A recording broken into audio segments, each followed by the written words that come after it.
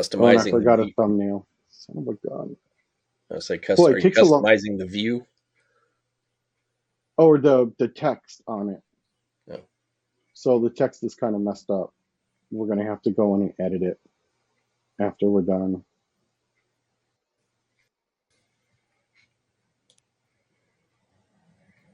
Are you kidding me? It's taken forever to connect. Do you see that on your end? Or actually, we are live over on, I think, over on eBay Treasure Hunters. Okay. That is Let so me weird double because check. I'm getting a initializing almost there, just a little longer.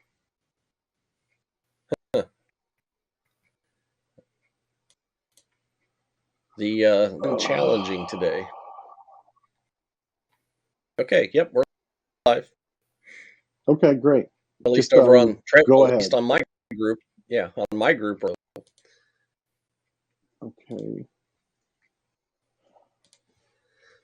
All right. Well, good evening, everybody. Anybody that catches up to this, if you're not with us, able to join us live, you'll check back in at the video later on. We are here tonight with Chris Succeed with Chris and myself, Jeff Beeman Online, and we are talking pricing today. Talking about it earlier in the week. A lot of times, has priced be easily misunderstood, especially if you're new coming into the reseller venue and looking at the craziness when you go and research a product.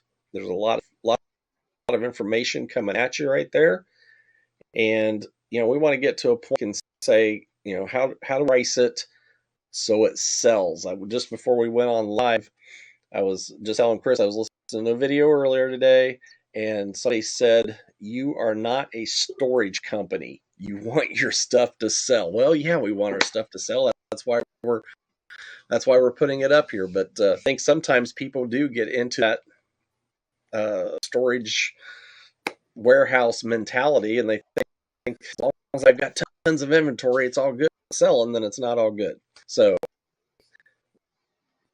where are you? How to price items sell? What are you seeing out there? Okay, so let me go ahead and do a quick screen share. So I'm not trying to describe everything. Share the screen. We'll share this one. Yep, that's the one. Share. Okay, great. Here we go. So let's say you're out and about, garage sale, swap meet, thrift store, maybe a Walmart or a Ross Dress for Less, doesn't matter. You're just out and about and you're looking to buy stuff to put in your eBay store.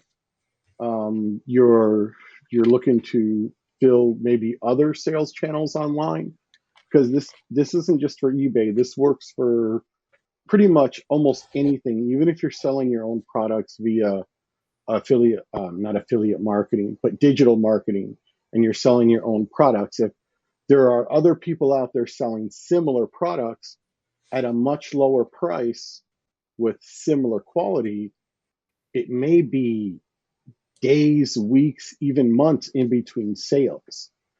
So let's get this started. So let's look at the X-Files, for instance.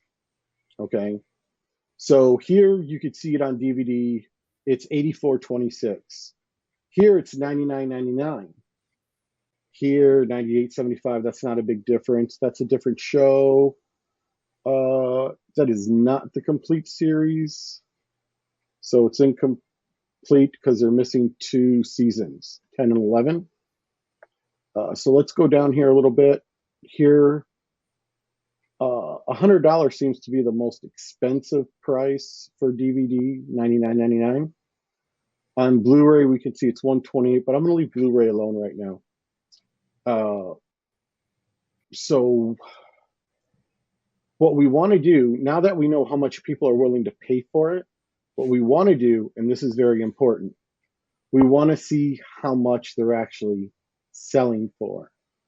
So if I just uncheck these two boxes, make sure they're clear, I should be able to see who's selling what. Now here it says best match, but I'm going to go ahead and try for lowest price first.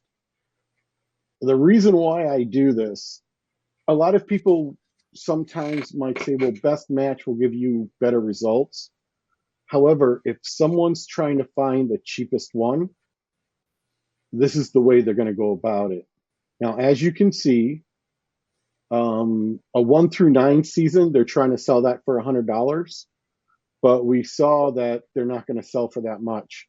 It's only seasons 1 through 9. They're missing 10 and 11. So what you going to do? And again, 1 through 9, and they're trying to get $140 for it. So if I put my X Files on here, list it, and I list it for $99.99, and I'm selling seasons 1 through 11 complete, even if I threw in the movies as a bonus, I could still get away with that price point, and it'll sell quickly because your only other two options are more expensive than the average by more than half. So this is just one example. I used media because I felt it was a lot easier. Condition doesn't come into play as much. As long as the discs are good, the outside of the container and stuff could be a little wonky, but the disc inside have to be good and they have to play well. Jeff, what do you think? Yeah, I think first of all, I want to ask, where did we go to look for that information? I didn't see where you clicked at. Oh, The okay, no filter. problem. Yeah, it's just filter. So if you go up Okay. here by the search bar, next to the blue search button, it says advanced. When you click on Okay. the advanced, you can come down to search including, where it says completed items and sold items. That'll give you what was sold. So I hit the search button, and as we can see, it'll tell us what they're selling for. Okay. Although Good. Yeah. here you might want to go backwards because it's just season 1 rather than the complete, and then to reverse that to see what everyone else is asking for. You just uncheck these two boxes here, make sure they're both clear, and then hit the search button again. And there you go. Now you can see what is exactly selling. And yeah, hardly anyone's selling X Files right now. So I'm gonna double check my movie collection to see if I can snake some extra sales. Yeah. Something X-Files in my uh, stuff that hasn't sold, so it's listed. I just got to go figure out what I have that. The X-Files. Uh, I don't think I've got the media. I think I've got action figures. But anyway, besides that point, I just Ooh, wanted anybody that's new, selling or new to selling, especially on eBay, understanding the different ways that you can go find that information. Chris was showing it through the advanced button up there by the star. A lot of that you can also find on sales when you pull up your what you're looking for down the left hand side, the sidebar. You can scroll down through there and find a lot of filters as well. So what we're saying here is when we go to look at something, there's a lot of factors that go to the pricing. Chris was showing us that basically you got to be specific. He was showing us exactly what would be really easy for somebody that's maybe in or a newer seller, not experienced, going through a thrift store or a garage sale, seeing has a stack of X movie set, and pick it up thinking, oh man, it's the X Files. That's going to sell. That's going to look. There's some here that are listed, so that's a pickup. And then get home and whether they do any further research, but maybe throw a price on there, not understanding that maybe they didn't have the full set of the movies, not understanding if they're doing to buy it now, or possibly seeing somebody pricing, not understanding that there's just a condition type situation, like Chris was saying. You got to make sure that they all work. You don't want to send something. I mean, collect. So actually, somebody collecting for their media, they want to be able to watch it every once in a while. They want to know that it works. It's more valuable to them, value above the the price. So yeah, that's good. A good way to look at. Um, when we're looking at a price and we're researching, what's the ones? I know the answer to this. I'm just asking for the general audience. What are the ones like that you were showing there that sold for less than $50? It was sold, but it had a slash through the price. Mm-hmm. What does that tell anybody that's researching? That tells you that seasons 1 through 9 by themselves are only worth about half of what seasons 1 through 11 are.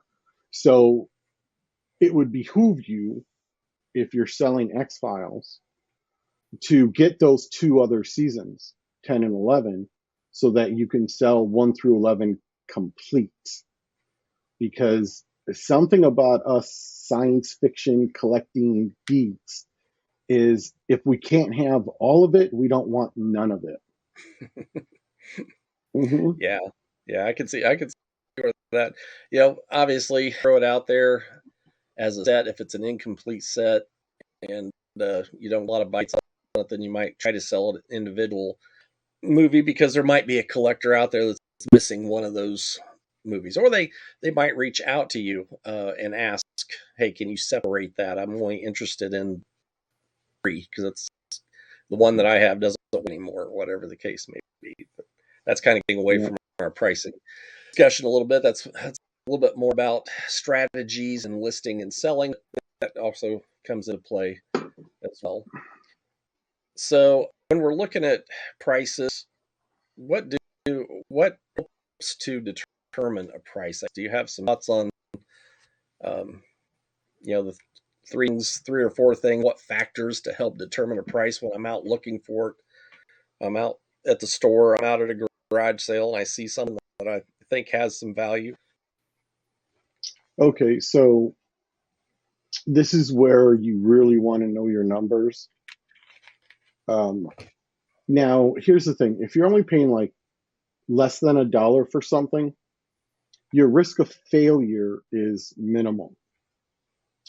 But the more dollars you get away from $1, you go up to $5, $10, $15 to purchase a product, your risk jumps up significantly on losing out your profit on selling something at a loss for whatever reason. So it's super important to know your numbers. And it's, if you're a beginner and you're just starting out in a niche like media or collectible action figures, comic books, whatever. And even if you're selling consumables, office supplies, things of that nature, you're going to want to take the time to stop and look at what they're selling for on eBay currently and what they've already sold for in the past. That's insanely important.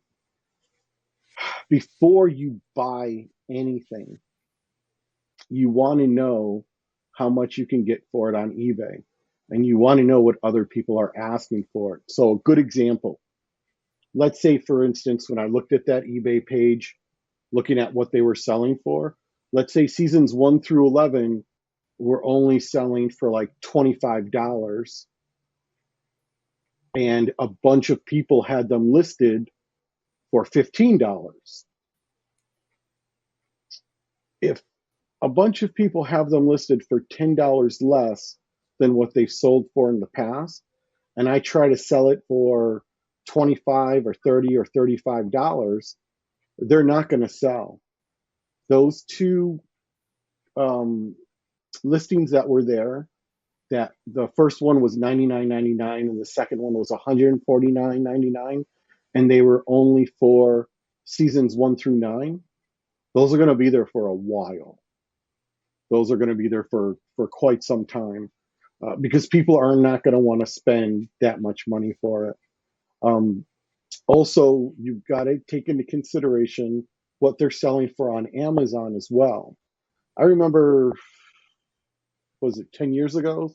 Seven, between 7 and 10 years ago, people were saying you can buy stuff from Amazon and sell it at a markup on eBay because the people who shop on eBay don't shop on Amazon and vice versa. That is no longer true, especially with everyone who has a phone in their hand and they have an Amazon app and an eBay app.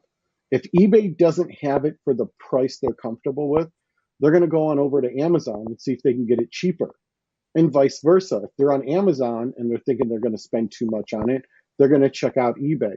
And there's a lot of other smaller sales sites where you can get away with some ambiguous pricing, but unfortunately on eBay it's too visible and you really have to be aware.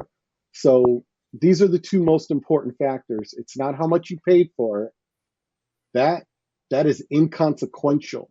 That is between you and your conscience. It's what are people asking for it currently and what have they sold for in the past. And the what they've sold for in the past is super important because we saw that in the past only one set of season 1 through 9 sold on X Files, and it sold for half the price.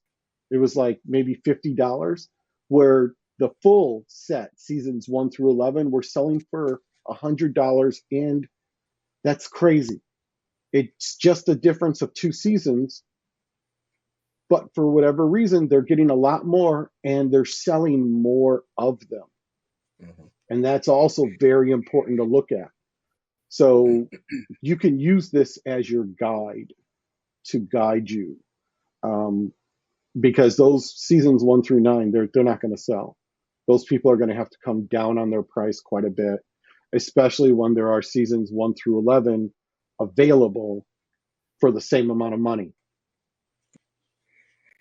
Yeah, the couple of thoughts come to mind with that is number one, at pricing for research purposes. You also need to take into consideration trending. If those X-File movies were hot 6 months ago, and maybe they did sell at a higher price, maybe they were some ones that got listed. Maybe there wasn't sellers selling that particular item, and just because they were the first ones on the board with it, they got to set the price, and somebody bought. But 6 months later, if there's more in the market, and now there's still a few getting purchased here at a much lower rate, much lower price, then we've got to that into consideration selling right now. I'm also thinking of, you mentioned it, we were talking earlier, when you look at the sold listings, we need to look and see when did it sell. I mean, here we are, April 11th of 2023, and you may be looking at an item going, oh wow, that sold for big money, but it was a year ago. And a year ago, it may have been a hot item, and now it may not be as much, or it was seasonal. What part of the year sell? So, because there's always opportunities, a lot of times, to buy nice coats and jackets, but it's something that you've got to factor in that, okay, I'm not going to probably not this right away, sit on it for a while. Not in season for coat jackets, in seasons for t-shirts.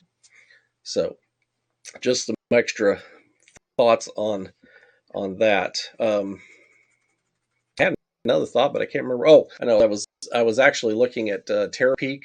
For anybody that Chris and I have looked at or talked about Terra Peak a couple of times on our shows, and we probably go back through that and look at it some more. But I was looking at, for sourcing opportunities, what the top categories selling right now. And you mentioned action, and that happens to be one of the categories that Terapeak says is one of the top categories to source in right now. So just thought that was just a hey, Chris is on top of it, man. I just got done looking at those numbers. He's good to go.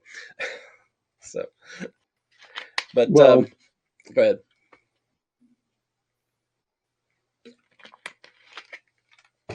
Go ahead. I was just going to say, the funny thing about action figures is the word action figures are misleading, because there are some action figures that, even if they're out of the box, they can be worth some very serious money. But there are other action figures that are barely worth $10, and that's in the box, mint in box. It, Mm-hmm. like you said before, Jeff, it's what is trending, what is popular, what is current right now. So there's always going to be those movies, those characters that will be currently more popular than the other items that you might have availability to. Just when it comes to like action figures, comic books, just media in general, collectibles in general, try to get them for as little as possible, because those prices, believe it or not, do fluctuate, just like oil and gold and silver commodities fluctuate. And, one day you could be sitting on a gold mine, and the next day you're just sitting on stuff that you're not even thinking it's worth listing. You just might donate it all or something like that. Yeah. So really watch how much you pay for something. Don't be afraid to walk away from the deal, because, like, if you watch television shows like Storage Wars, and you hear the husband and wife team, Jared and Brandy, they he's always panicked about, we got to buy something, so we can stock up the store. The problem Right. is, yeah, you can't buy it for too much money, it'll kill you. Yeah. It doesn't matter how much you got in the store if you're not going to make a profit off of it. Yeah, and I think that's probably an area that a lot of sellers get drawn into. I have. I go out looking, and I think, okay, I'm not walking out of here empty-handed. I'm going to find something, and that something may not be worth much of nothing. But it makes you feel good to be able to, okay, I bought something for my business. Now you got to, we've really got to get away from that, take the blinders off, or maybe put the blinders on and get more focused on the areas, the categories, the product I want to sell.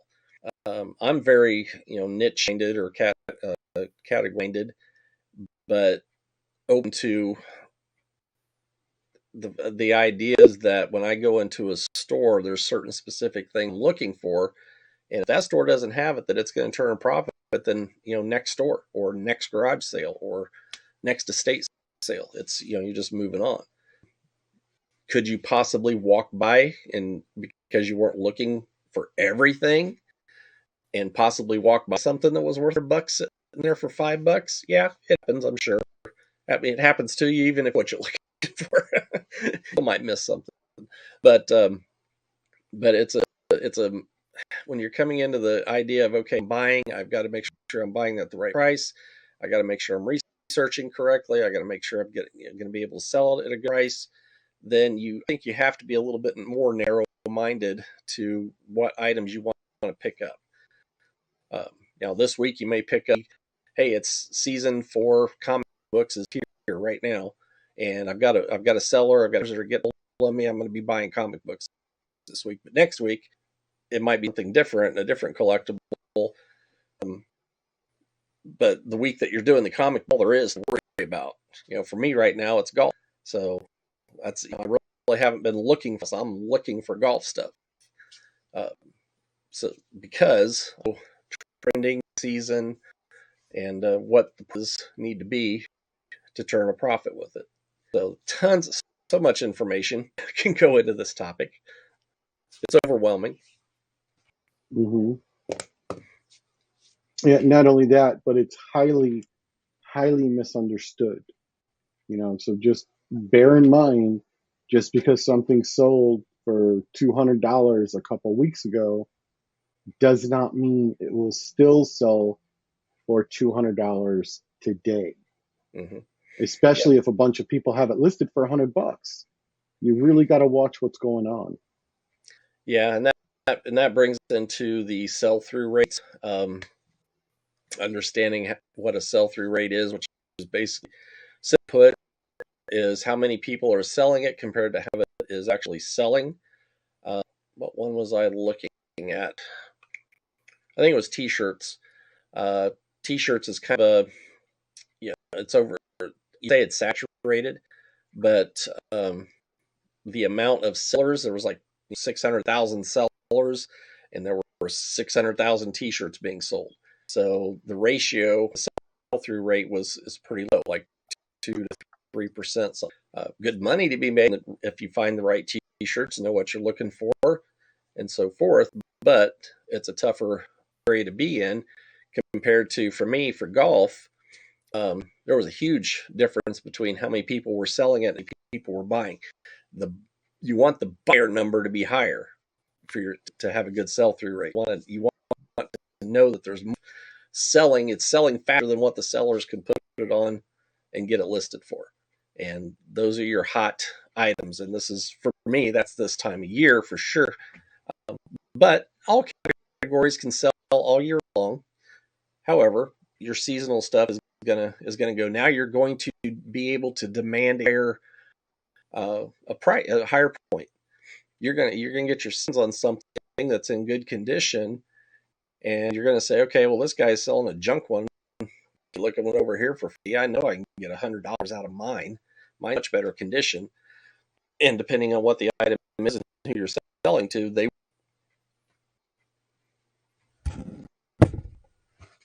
so condition when you're figuring out your prices.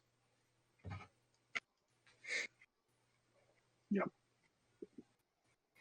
Yeah, condition is everything.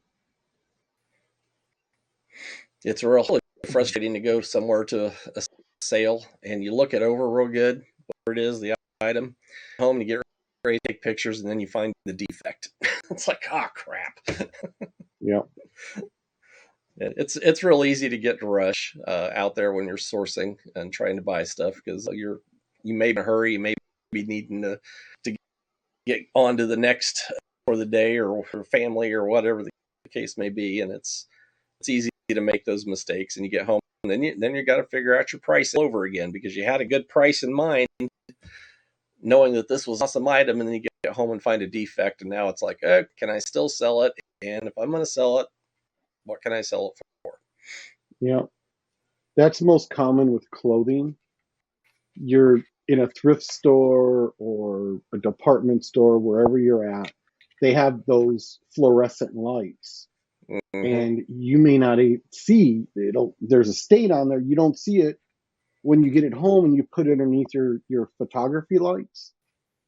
And it just stares at you like a big blemish. Your shirt went from $40 to maybe $15 now. Checking the it's great, and I've done it many times, and even my wife will be, and she's got a pretty good eye for that stuff, and she'll even say, hey, this looks good, and then sure enough we get home and missed something on it. And most of it's because of lighting, usually when it comes to clothing. So I'm not seeing anybody over on group with any comments or questions. If there's anybody watching, please go ask away if you do have any questions. And I'm not sure how our OneStream here, Chris, does the chat. If they put it in, do they go to use the chat, or would it show up from the in our groups that we're streaming to? I don't know if we figured It's supposed to that one show out up yet. in the comments. It's supposed to show up in the comments.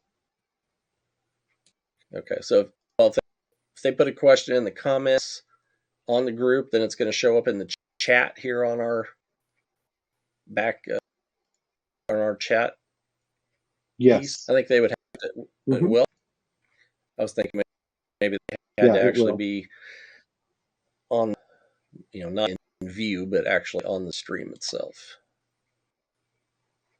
Okay. Yeah, no, they don't have to be. They just All have to, righty. like, let's say they're on Facebook. If they leave a comment, it's supposed to show up. All Hmm. right. Well, if anybody's live out there, throw it so we can see if it works. All right, man. Anything to wrap this one up for tonight? Anything else? I I don't really. I think it's all pretty much been it's all pretty much been said. Yeah. Ooh, we If got you two get, thumbs up. oh, do we? Okay, cool. Mhm. Um, yeah, it's one of those things where if you feel if you're in a Facebook group, an eBay group, I know some of the eBay groups will beat you up over asking certain questions. They will tell you, "Well, did you research it? Did you do this? Did you do that?" And sometimes it's just it's an item you're not sure about and you want to get somebody else's input on it. Don't be afraid to ask the Mhm. question. And if anybody's being fussy, just ignore it and blow them off and look for the person giving you an answer that's going to help. Um, we are always open to those types of questions. Our groups, either here at eBay Treasure Hunters or we're on Succeed with Chris. If you come up, Chris is really good with comic books and collectibles. I'm obviously pretty good with golf and some of the clothing, men's wear, mostly clothing items, stuff like that. But if we don't have the answer, somebody else in the group might have the answers. So don't be afraid to ask. If trying to figure out a price where you're at, where you stand with an item that you're getting ready to list. So with that, I think we'll go ahead and get on out of here tonight. Um, Big things coming down the road. Not going to make any major announcements tonight. We're not ready for that yet, but just want to let you know we are going to be more active with number one, with Two Guys Reselling, to try to maintain our consistency on a weekly basis and getting into our groups and on YouTube. And within our groups, we're gonna be a little bit more active. We're working on building up to putting some tips, strategies, help, whatever in place in a different way, so that anybody that wants to work with us directly can do that down the road. So just let you know, stay tuned. More good things come later as we continue on. So the summer is here, or getting spring and summer is here. Things are getting busy and crazy, so it'll be testing us to keep up on our schedules as we get out the work done. So, anything else, Chris? Nope, that's it for tonight for me. All right. Well, thank you anybody for stopping, checking it out, watching later. Yeah, make sure to comment. Let us know that you checked out the video, and we will talk to you again next week. Happy selling. All right, bye, everybody.